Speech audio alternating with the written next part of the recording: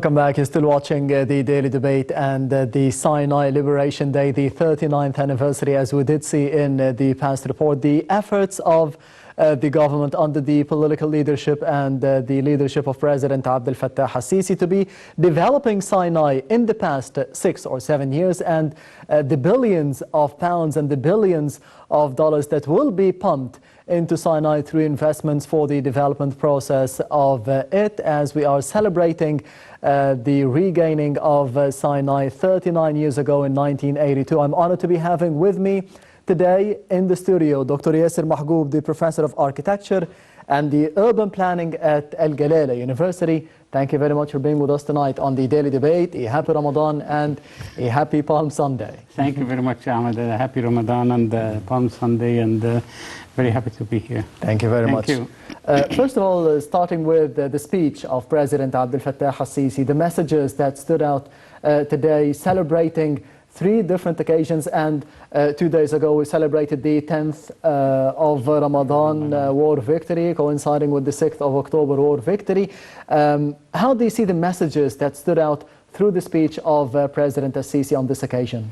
I think the messages are very clear to all Egyptians, highlighting the significance and importance of Sinai for everyone. Sinai is a critical part of Egypt, and it has always been the gate to Egypt. And as Gamal Hamdan said, whoever controls Sinai controls Egypt. That's why protecting Egypt was a historical mission for all governments and kingdoms that controlled Egypt. So Sinai is becoming more and more an opportunity for investment and opportunity for development. And I think all the efforts that are being done in tunnels, roads, universities, agriculture, water, are all in the right direction for a meaningful, sustainable development of Sinai. Yes, all those sectors and fields are very important for the development of Sinai, but the most important statistic is the money. 6.8 billion pounds will be pumped into Sinai for the development of Sinai in the fiscal year 2020-2021. How do you see this sum of money and how it would be used in Sinai? I think this sum of money is long overdue for Sinai, and I think Sinai deserves twice as much of this money in the near future. It's a land of opportunities. You have all kinds of development opportunities that you can work for. Education, tourism, mining, fishing, agriculture, all sorts of developments are available there. I think what I am more focusing on is the individual, the human being. Yes. I think all this effort is directed towards developing human beings and providing high quality of life for all people that want to live there. I am now living in Galala city, and I think it is part of this effort of developing Sinai and the Gulf of Suez, and I think the many Egyptians are now going out of the traditional way of life and live outside the traditional valley and delta. Yes, one of the main priorities of President Abdel Fattah al-Sisi in the past few years is to be building the characteristics of the Egyptians, to be building the youth, as we did see the World Youth Forum is being held in Sinai virtually every year before the coronavirus pandemic hit the country. How do you see the importance, as you've mentioned, building the human characteristic, building the human characters in Egypt, the youth of Egypt, and the efforts that were done by President Al-Sisi and the political leadership in general. Yes, as you notice, the youth in Egypt nowadays, they don't go to the traditional tourism places where we used to go to. They all like to go to Sinai, mountain climbing, mountain trails. They go to exotic areas like Halab and Shalatin. Yes. They go to Marsa Alam, to Dahab, to Nuweiba. So they are exploring Egypt even more than the older generation. And I think they are more interested in living outside Cairo Yes. than the old generation that was more tied to Cairo and the old way of life. So I think the youth is the key for the success. That's why you find the establishment of universities. Universities is youth. It's not faculty members or administrators. No, it is the students, the university students who are going back and forth, exploring the areas, studying in new environments that never happened before. Our students, they study in the midst of mountains, and they explore the areas. Yes, at Al-Galala University. So it's a unique environment to study in, to see them. The calm atmosphere. It's a calm atmosphere, and also you feel the power of nature. While you think that these mountains are quiet and static, they actually not. They are very dynamic and very strong, and the nature there is very strong. So I think the success will depend on how do we motivate the youth to really start new ways of life that were never available for us before. Yes, on the daily debate before, you've mentioned, Doctor, that each city has different characteristics. They have different characters. Identity. How do you see, yes, and identities. How do you see the cities that are being built, the universities that are being built outside of Cairo, more specifically today in Sinai? Yes. What are the identities that they reflect? We have now Salman University, which is also there was Sinai University in Arish. Salman University has 3 campuses: Sharm el-Sheikh, Attur, Ras Sidr, and there are also 2 other universities planned for New Ismailia and Salam City, east of Port Said. And there is also a technological university in Salam City, near east of Port Said. So, and this is in addition to the renovation and refurbishment of large number of schools and institutions that are already there. There is also a large complex of Al-Azhar colleges that is being constructed there, and this is very important to spread the moderate Islam vision in the area and in the region. And I think this is very much needed to be activated as soon as possible. In Sinai, how do you see the relationship between national security, economic development, and people living in Sinai more now? I think the more people you have, the more security you have in the region. Yes. So people will create this security by being there and claiming the area for themselves, going back and forth, using the facilities. Actually, the problems that we had in the past were due to the isolation and lack of connectivity with Sinai. You take several hours to cross the Suez Canal by a boat and come back, waiting 4 or 5 hours. So people were reluctant to go there. But now, with all these tunnels, since Ahmed Hamdi's tunnel, and there is now a second Ahmed Hamdi tunnel. Yes. And there are also 2 tunnels in Port Said and 2 tunnels in Ismailia, and the expansion of Al Fardan Bridge and other floating bridges along the Suez Canal. I think Sinai is no longer isolated from Egypt. It is very much connected, and all the infrastructure is already there. The roads, Al-Naqab road is open for commerce with and trading with Saudi Arabia and Jordan. And I think now is the time to think about a bridge or a tunnel to connect Egypt and Saudi Arabia with the new NEOM project in Saudi Arabia and the Line City that is going to be constructed across from Sharm el-Sheikh. I think this is the time to establish this tunnel, exactly like the tunnel between France and England. It's very, very possible, and it's not very feasible to do. And I think it will change the whole geography and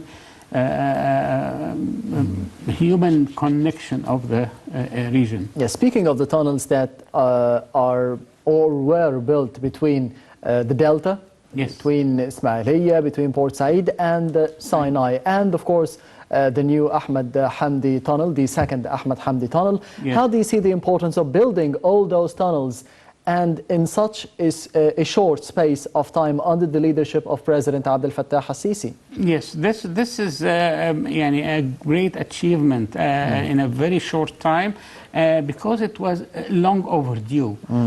These tunnels should have been built immediately after the 1973 victory. Yes. And once we regained Sinai, we should have started doing this immediately. Of course, the political disturbances and the instability in the region delayed this, but now is the time to actually start utilizing them, not only building them. So I think the tunnels, the airports that are being constructed there, and Al Arish Airport, and the Bardawil International Airport, and the new port in Al Arish that is going to be another port in the Mediterranean. So Sinai is very unique. It has a Mediterranean identity, and it has a Red Sea identity, has African identity, has Asian identity. This is it's a jewel of the continent, and it does not really belong here or there. It's a unique part of the earth that really deserves much attention. And I think the more and more opportunities will be open based on all this infrastructure that already constructed there. Yes, today we are celebrating the 39th anniversary of the liberation of Sinai, due to the efforts of the diplomats and the politicians and the October War victory and the armed forces in 1973. And today as well, we are speaking about the development of Sinai, building tunnels, building cities, building universities, but after eradicating terrorism in Sinai in the past few years, in the past 5 or 6 years. How do you see the importance or the role of the armed forces in the development of Sinai now? Well, having peace is the first step to have development. You cannot have development if you don't have peace. This is a base for everything. Yes. Everything, tourism, industries, education, housing, health, anything has to have peace and security. This is in Maslow's pyramid of needs. This is the basic element of the needs. So after that, you can have other levels of self-actualization, self-esteem, and self-development.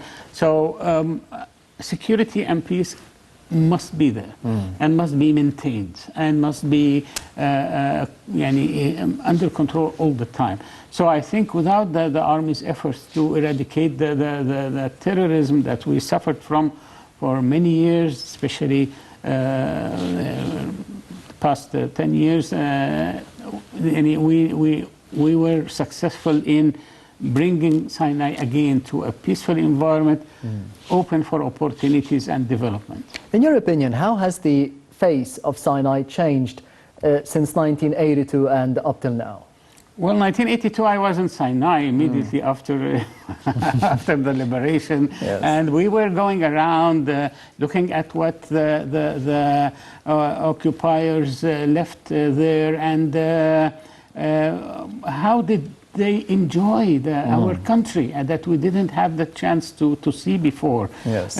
We visited all the settlements that they did before, the developments in Sharm el-Sheikh, in Taba, in Nueva, and we were thinking about, and the road network was magnificent. It was very different than what we had in Egypt in the 80s. And so we were thinking, how do those people enjoy our wealth, and we are not enjoying it, and we are not utilizing it. So actually it was an alarming condition that I was in my early 20s at that time. So we were really thinking about how come we have all this beauty and we are not using it, we are not benefiting from it. Also my father was a geologist, and he was telling me all the time about the wealth of minerals and that is in Sinai, and also in Ain Sokhna, where Galala is close to. This was a port, a pharaonic port, since the Khufu time. This was the port where the pharaohs used to get the sapphire and the copper from Sinai and transfer it to Cairo after that. So it was an old port, and there are remains. Is it still working? No, it's an archaeological site that it has remains. No, it has remains of ancient Egyptian inscriptions. Yes. The hot spring, or Al-Ain al-Sukhna itself, is still there. But of course it needs renovation, and it can be a magnificent touristic attraction for health development and health tourism. A hospital and a wellness center can be developed there. And there are other hot springs around the mountain, because these are rainwater that go through the mountain and go out carrying all the minerals of the mountain. So it's still there, and there are many opportunities for development in the area. What are in your opinion, the main opportunities of development, the economic development and social development for the Sinai residents? Everything. It's open everywhere. You have the Suez Canal development area, you have the east of Port Said, you have economic zones, you have ports, you have universities, you have tourism in Sharm el-Sheikh all the way to Taba. You have oil production in the west coast of Sinai. You have mountains, beautiful mountains, religious attractions, Moses Mountain, St. Catherine. Everything is there. You have all opportunities for development and prosperity in the area. You just want to have, you already opened the opportunities. So I think projects will start to happen.